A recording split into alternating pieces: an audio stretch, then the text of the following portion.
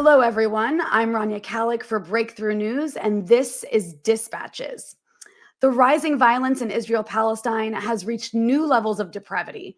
On top of the brutal bombing campaign in Gaza, inside Israel, there are roving gangs of Israeli Jewish mobs hunting for Arabs to attack, while sometimes chanting for genocide, at times with the protection of the Israeli police. To help us understand the explosion of hate consuming Israel from within and the danger it poses to Palestinians of Israel, I'm joined by Suha Salman-Mousa, the executive director of the Mossawa Center, which advocates for Arab citizens of Israel. Suha, welcome to Breakthrough News. I'm really Hi, glad. thanks for having me. Thank you so much for coming on. This issue has not been receiving the attention it deserves in the US media. So, can you start by describing your organization, what it does, and why it's necessary? And then we can go from there. Yeah, absolutely. Thank you again for having me. So I work with the Mossawa Center. It's an advocacy center for Palestinian citizens of Israel. Mossawa means in Arabic equality. We work to promote the political, culture, economic rights for Palestinian citizens of Israel. We work with several, let's say, we use several tools. We work with we work with the ministries in order to allocate funds for the Arab community inside Israel. We also work as a lobbying in the Parliament of Israel in order to work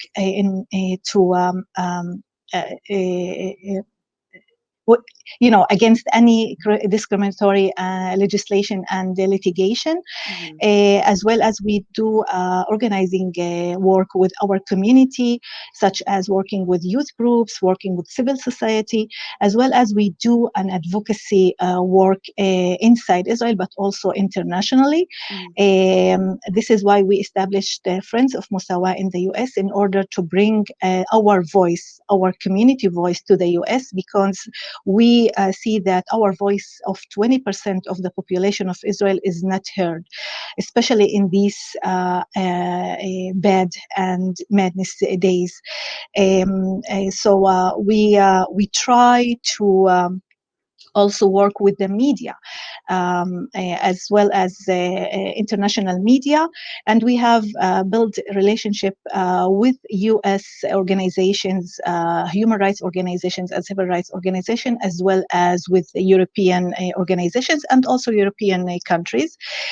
We, as an advocacy center, we would like to have to work to promote equal rights for everyone, and to stop any discrimination against, especially against our community, but also against other marginalized communities. Some of our works also including to document any police brutality against our community. This is in general what we do, and we support our community in different aspects. As I said, lobbying in the Knesset, advocacy, helping our community in allocating funds in order to build our community and our institutes, as well as community organizing, international advocacy, and media advocacy. Well, so I want to ask you, without, of course, downplaying the horror of the war in Gaza, I do want to focus more on the internal dynamics, because Israel brutalizing civilians of Gaza, it's not exactly new. But this level, there's two aspects of this. There's this level of mobilization among the Palestinian citizens of Israel, which seems to be somewhat new.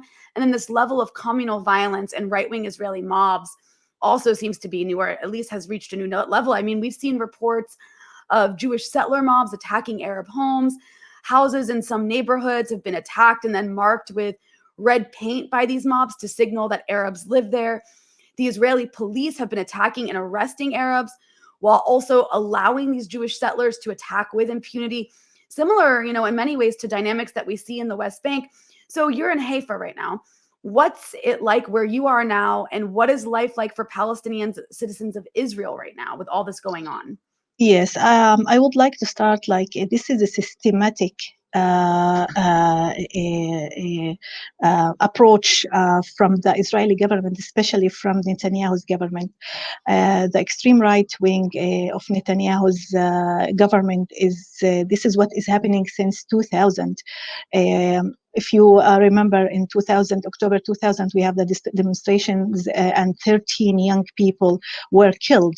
When all these incidents started, we all were thinking about 2000, October 2000 demonstrations. But what we saw now, it's way, more than what happened in 2000.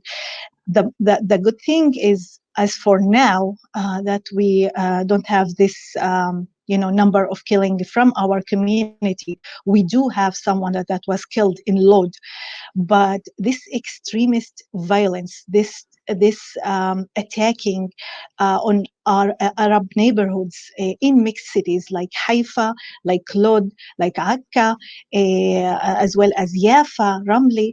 This is something that we saw it in 2000, October 2000, but it's not, wasn't that extreme, and it wasn't by protecting from the police.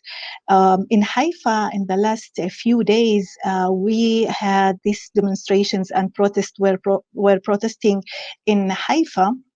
And we had this mob and this extreme right wing coming into Haifa from outside Haifa, and the police were attacking the Arab protests. Uh, the extreme or the mobs of settlers that were, I don't want to say invading Haifa and the Arab neighborhood, but they were coming across all Arab neighborhoods, attacking the people inside their houses. And we have videos showing this brutality from this group, but no one was arrested. No one.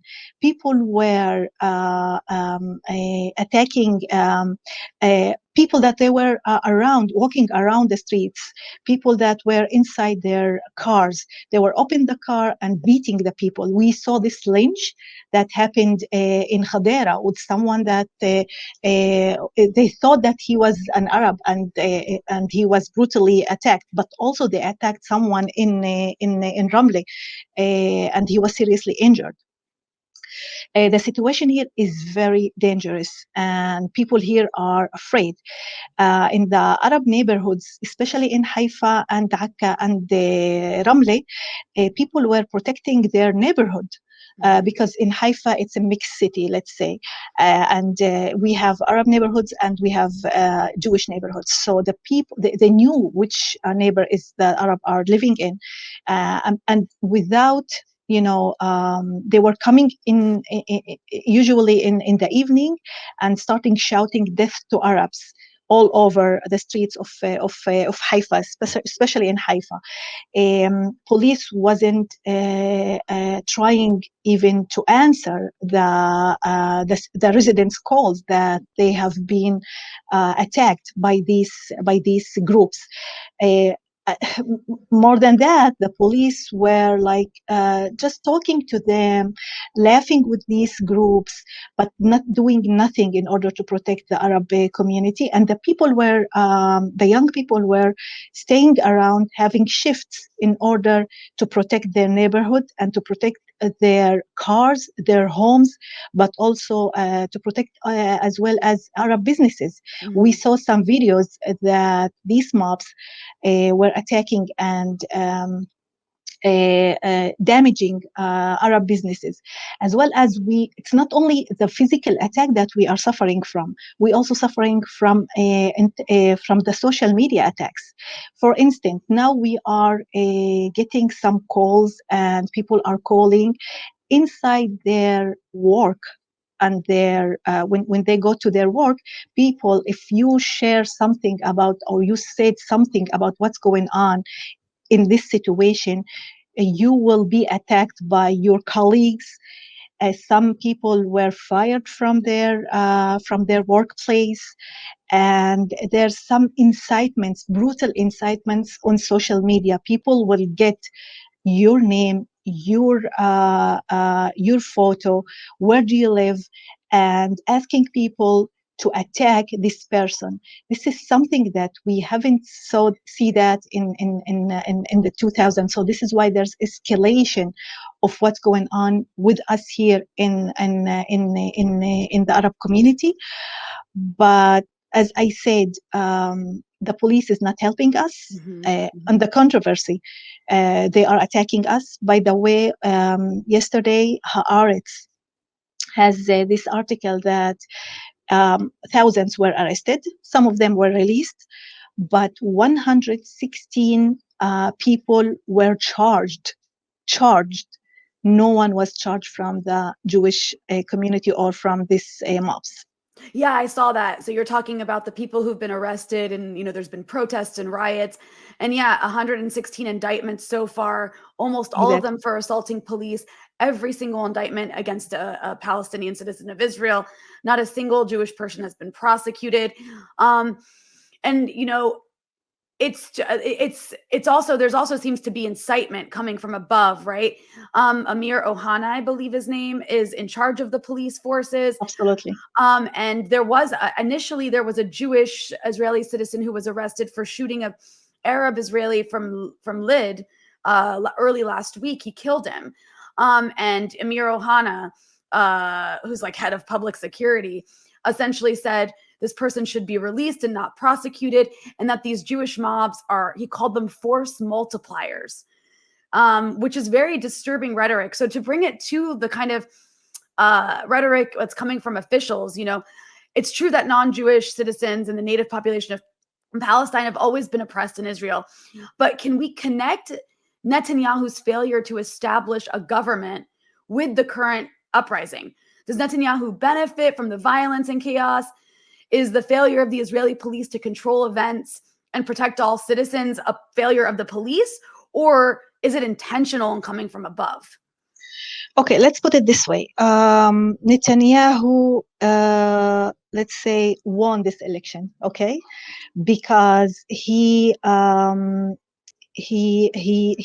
didn't have the mandate to form the government. He lost the mandate, and he was I forgot the name.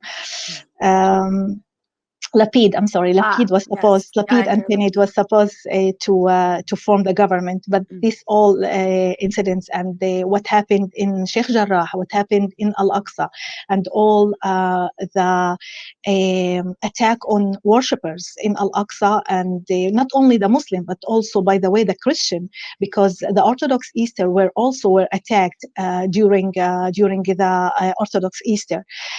Netanyahu, we believe that once he lost his mandate, he is the one that should be held responsible on what's going on here.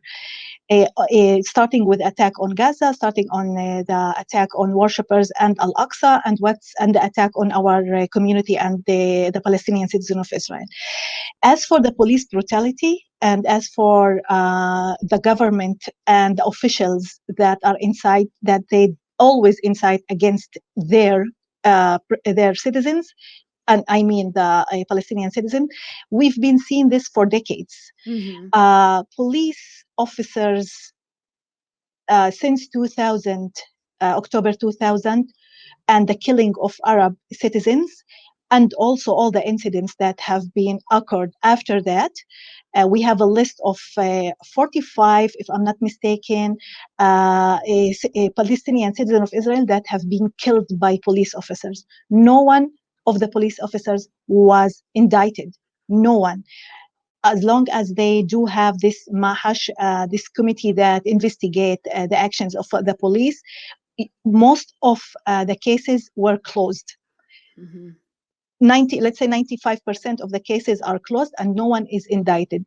They can give them to release from their job for a few months, and they will come back to their job. The last incident was a killing of Munir Anabtawi that we here in Haifa, that the family was calling the police to help them to protect this young man, because he had these mental issues, in order to bring him to the facility. And the incident was by shooting him and killing him. So this is not surprising that this is coming from above. This incitement from the police offices, from the right-wing government, from Netanyahu's government against our community. And we will continue to struggle and continue to work as much as we can to have these police officers to be indicted and also to bring them to trial.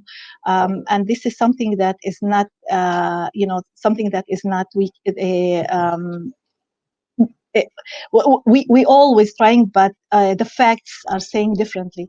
That as long as the incitements and the attacking coming from not only, not only from the government and the officials, we also seen in the last few days the Hebrew media, the Israeli media, is attacking us brutally. People, if you raise a voice different than the voice of the extreme or the government, I'm sorry, the government, how you call it? Like their narrative, the Narrative, government narrative, exactly, yeah. the government narrative. You will be excluded from to say your voice, and the people were asked to leave the studio on live. So yeah, this is the media, the Israeli media in these cases are, we see it as the voice of the government, and they do not really have to bring the other voices. And this is something that we are struggling with. And this is something that also help, the extreme and the mobs to do and to keep attacking our community. So, speaking of the settler mobs that are attacking, I've spoken to a few different people, Israeli journalists actually, in recent weeks. And what they've been saying is that there's been in the last few years an active attempt for settler organizations to move these like religious extremist settlers into mixed neighborhoods in an effort to provoke and push out the Palestinian residents. So can you speak a little bit about that? Are you familiar with, has that been happening? And then also, who's organizing this? Because what I'm seeing from reports online is that it's being organized by these extremists on social media quite openly, and on WhatsApp groups, on Signal. So can you speak to the issue of moving these settlers into these neighborhoods? How long has that been happening for? And then where this is being organized? Yes, absolutely. These settlers have been moved from the settlements when Sharon did. Brought these settlers and they gave some territories around Gaza. So these settlers came to and they gave them houses to build and lands to build, especially in mixed cities like Lod, Ramli, and Yafo. And these settlers are trying also to get control on some houses inside these cities, especially from the Arab neighborhood. And we have seen this, they were called, I think, a Magantura, if I'm not mistaken, but these are very extreme, very religious, and they really, this is what they are doing now. They came from the settlements and they are staying in these mixed cities, and by protecting, by getting protection from as well as the police, but also from let's say the Lod municipality and the mayors. And this is what happened. We have been seen in Yafo, in Yafa, something that happened before all these incidents, that these settlers were trying to get into control about some residents. And yes, we see that. We also see this not only in mixed cities, by the way. This is, as I said, all these things are happening, and once it will be exposed, because this is happening systematically. All this home demolition, all this land confiscation. We see this we see this not only in the West Bank and East Jerusalem and Sheikh Jarrah. We see this in the Naqab, in the Bedouin community in Naqab. All this confiscation and land confiscation and home demolitions. It's daily happening. We see this home demolition in our villages inside Israel, like 20 minutes from Tel Aviv, from Taibe, Baqa, Kalansawa, all these in the triangle area. There's thousands of houses that are facing home demolition inside Israel. So this is something systematically, not only from the settlers, but also from the government and from the officials. And because of all these discriminatory laws and legislations that are against our community in all life aspects of life. I wanted to ask you also about the Palestinian side of things. Because you mentioned this is systematic, right? This has been going on for decades. It sounds like actually it's always been happening. And in many ways, I think this narrative is left out of the conversation about what's happening to Palestinians because it's always so focused on what's happening in the West Bank, what's happening in Gaza. But a lot of the same tactics are being used internally while Israel tries to push this image abroad of, oh, but we have, so many Palestinian citizens and they're represented. But you mentioned this anger among, it seems like this anger among Palestinian youth has been building up for months, even before Sheikh Jarrah happened. And in the 1970s, there was this popular mobilization for Land Day among Palestinian citizens of Israel. So I'm wondering, is because you do see this building anger, these growing protests, why is this happening among Palestinian citizens of Israel now? Well, it's not only happening now. If you recall, like we do use our legal tools in order to express our opinion in Israel. In 2018, during the Gaza March, we had also demonstrations here in Haifa, and people were arrested, people were beaten, and not only in Haifa, it was all over our villages. So it's not like now it's happening. No, it will happen every time that there's something that the Palestinian citizen of Israel will see that this is that they need to raise their voice against discrimination. And yes, it's always starting with al-aqsa and with al-quds, and also what's happening in Gaza. But you know what, I heard some analysts say that this time it was different. This time the Palestinian citizens of Israel are the ones that started this, and the West Bank and others were following them. Mm-hmm. And this is something that we need to understand. And this is where some trying to see, okay, we are Israeli Arab. We do not know our identity as a Palestinians. No, we are a Palestinians. We understand what our identity is, who we are. Yes, we are citizens of Israel. Yes, we do use the tool, the legal tools, because we still citizen of Israel. But you cannot silence us if we have something and to express our opinion and to demonstrate and to raise our voices. We will do that. We cannot be silent when al-Quds have been attacked. We cannot be silent if there's an evacuation, not only in Sheikh Jarrah, and also in al-Araqib. We cannot be silent if there's an attack on Gaza and people and children are killed every day. This is one of our let's say role as Palestinians inside Israel. Also, when we raise our voices, we talk to the Jewish community here. Not, I know that there's a struggle to talk with the Netanyahu government, but we do have this access and these conversations with the Jewish community in order to allow them to understand and maybe push for something more, not to stay in, in this insane time. And this is something that we only the ones that can do that. We have the linguistic access, we have the culture access, and we have the geographic access to the Jewish community here and to the Jewish people here inside Israel. Mm-hmm. So this is something that, like, for instance, we have tomorrow a strike. Okay. The High Follow-up Committee has announced that the Arab community will be in strike tomorrow, and lots of people are working with Jewish in Jewish companies, working in hospitals, and they are talking that, okay, is it? This is my right to be a part of this strike, because I want to raise a voice. I want to the Jewish community and Jewish colleagues to ask why you are, a part of the strike, to open this conversation in order to have eventually to change and really to stop this madness. This is the important role of our community, to raise our voice, but also to open conversation and to talk.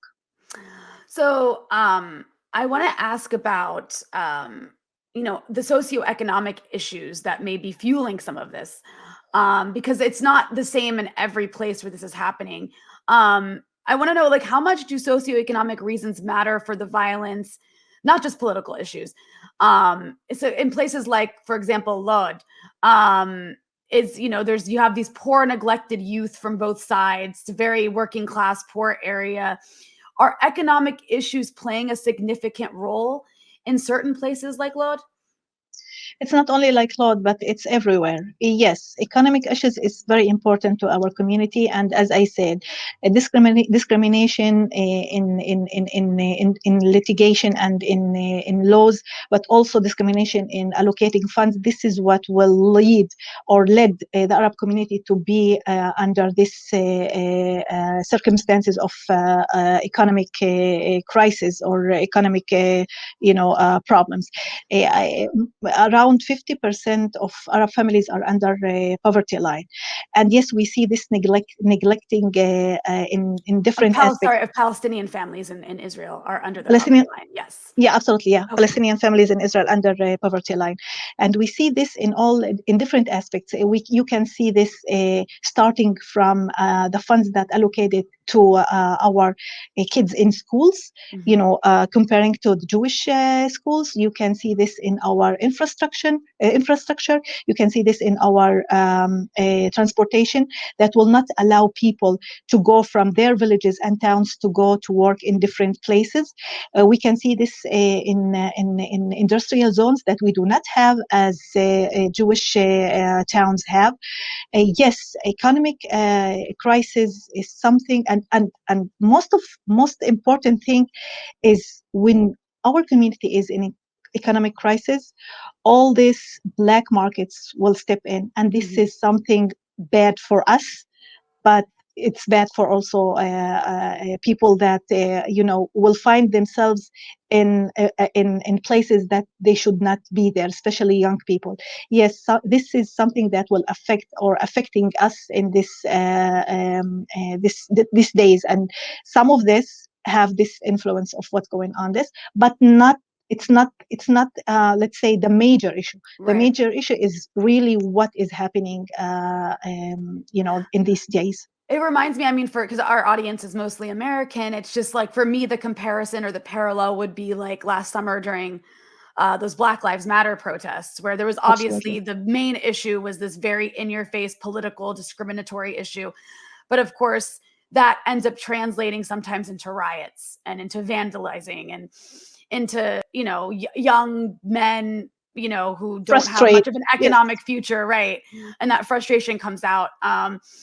It was this is an interesting question. I don't know if you have much to say about it, but it was claimed, I saw, that some of the violence in Lid involved former Palestinian collaborators who'd been removed from the occupied territories and housed there. Can you comment on that? Have you heard this? Is this like playing a role in the narrative at all? Actually, I don't have, I Okay. didn't hear that, but I hope not. It was a rumor. It was, yeah, I just had to throw that in there and ask. I know you have, I want to be respectful of your time. I know you have a lot going on Thank and to you. deal with. I just have a couple more questions. And this is a bit more political. Well, first, let me ask you this. I want to settle this. What is the proper nomenclature? Is it Arab Israelis, Arabs of 48, Palestinian citizens of Israel? Because there's always this conversation in the US. What should we call this particular group of people? Is there like a consensus on this? Um, Part of our work in Friends of Mossawa in the US is not only to bring our voices and our work as a Mossawa Center here in the US, but also to tell them how we, how we call ourselves, because this is was raised. Okay, what do you call yourselves? We, as a Mossawa Center, we call ourselves Palestinian citizen of Israel. Okay, Mhm. and this is something that this is our identity and part of our role. As I said, we are Palestinian at first, and yet after that we are citizen of Israel, and this is something that, as I said, we can just gain. Um,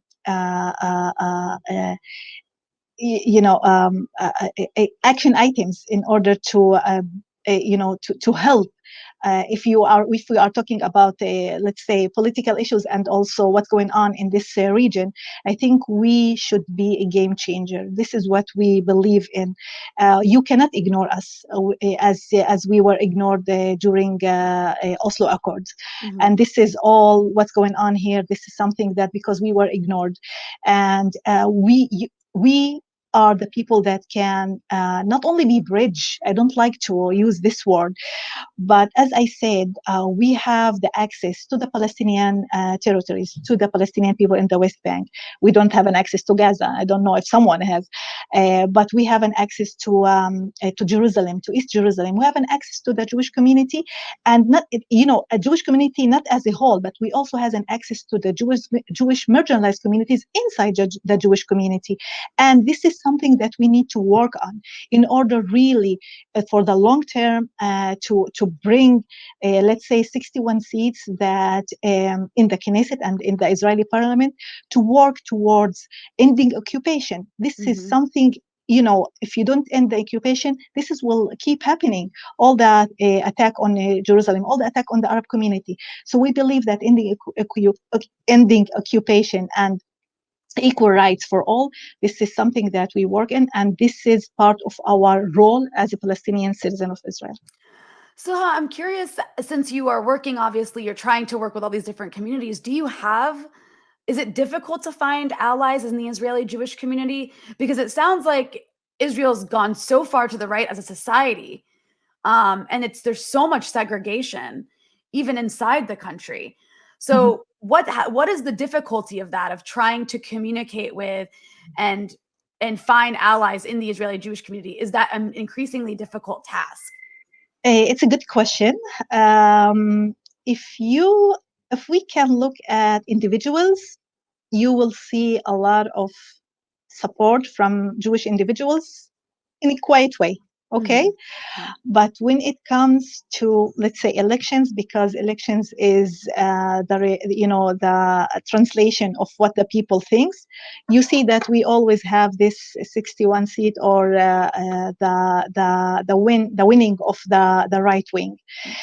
So it's not easy to work with organizations and to work with the Jewish organizations, especially in this time. But this is something that we are trying as a Mossawa Center also to outreach to these organizations and communities, because there's a lot between them, let's say the Russian speakers communities, the Mizrahi communities who came from the Arab countries, and also the Ethiopians. This is something that we are trying to outreach to them in order to tell them, look, guys, we have the same struggle Mhm. against the government, against discrimination, against a lot of things that you are suffering from and challenging. We do also has these challenges, but this is for the long term, and this is something that will come eventually once the results of the elections, not for the first time, and maybe we will have the fifth election, we will get more again and again Netanyahu and his right wing and Smotrich and the Ben Gvir.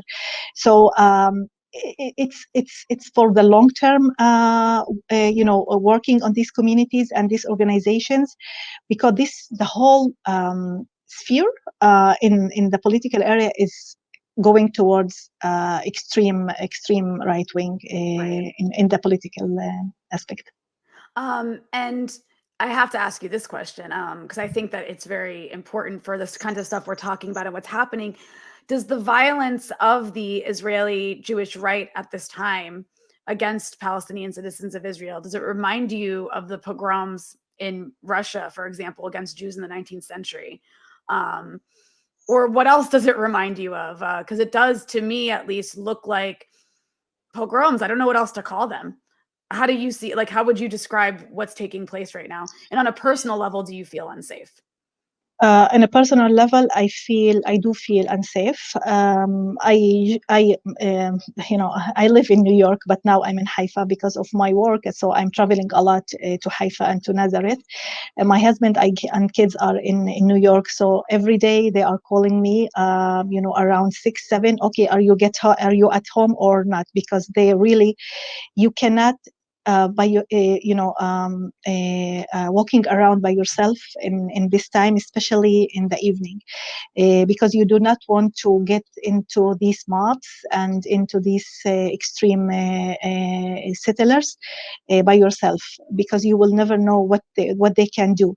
What it reminds me, I don't know what to say. What it reminds me, I'm living this now. I lived it in 2000, but this time it was, as I said, more extreme.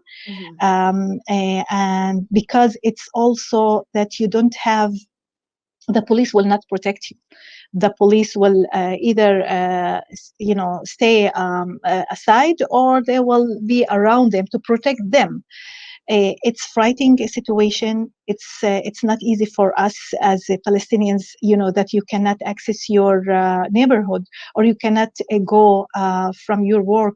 People were calling us, can we go to universities? Because students have been, Arab students, Palestinian students have been also attacked on social media, and incitements against them physically as well.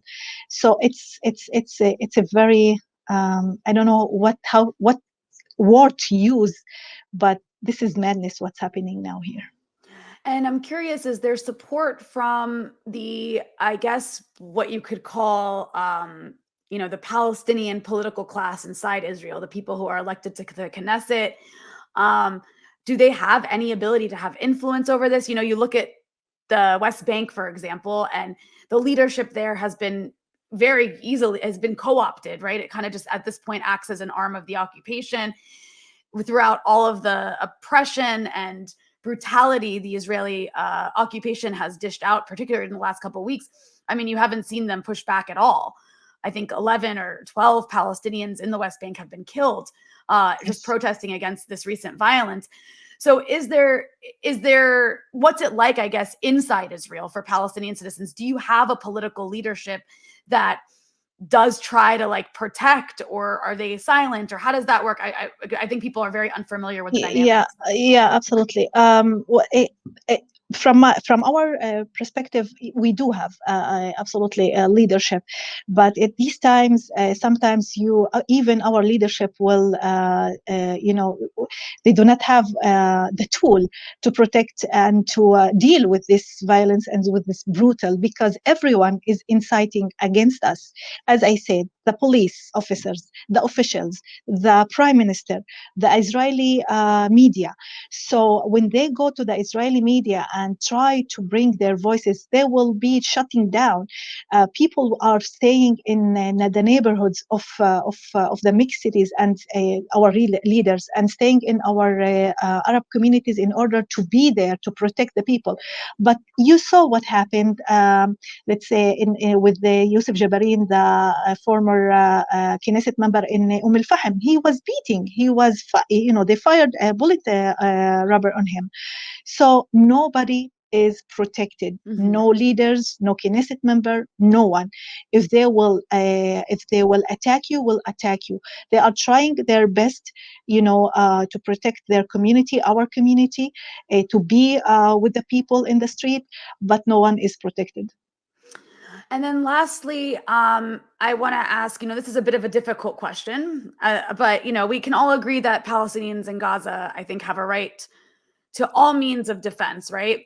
And, I guess Hamas has the right to self-defense and to resist occupation, as anybody under occupation does. But, I've heard this sort of debate, if you will, about, was it a mistake for Hamas to get involved and distract from the uprising of Palestinian citizens of Israel? Is that a conversation Palestinians are having? And how do you respond, I guess, to that criticism? As you said, no one will tell Hamas or others what to do, especially us, the Palestinian citizen of Israel. We, as a Palestinian citizen of Israel, and also as a Mossawa Center, we are with the uprising and using the legal tools to protest and to raise our voices. There is a debate not only with the Palestinian citizens of Israel, but also I think with the Palestinian territories and also the Palestinian Authority, what's going on here and what should be done or how things need to be done. But as a Palestinian citizen of Israel, we are with peaceful demonstration to raise our voices and to, as I said, to have these conversations with the individuals. This is something that need to be worked on, because this is for the long term will bring the results. Listen, eventually we will be staying here and living here in Israel and with the Jewish community, and we will work with the Jewish citizens, and we have this relationships with each other. So this is something that it's not like a button you need to push and start and restart. So from our end, as I said, peaceful demonstrations, raising our voices, using the legal tools that we are capable to, if it's to go to the court, if it's to have to the media advocacy, international advocacy, to call for action items with the international community. This is what we are capable to do. And what can people who are watching, is there anything they can do to help? Yes. In the meantime. Absolutely. Starting from officials, starting from organizations, individuals, we need to stop, first of all, the war in Gaza. You need to call your officials, everyone from their states, to call them, to listen to the other story. I know the mainstream media is giving one side of the story, but there's another side. Always ask for the other side of the story, because there's a lot of things that you need to be aware of. As of the citizen of Israel, yes, there is discrimination, there is police brutality, there is incitements against 20% of the population here. As an international community, we call to raise this voice, to raise this important issues that we are facing. You can see it, on our website as Mossawa.org English website, what's going on here, all these videos and statements against our community. You can see this and you can act, especially by providing even support, as a communities.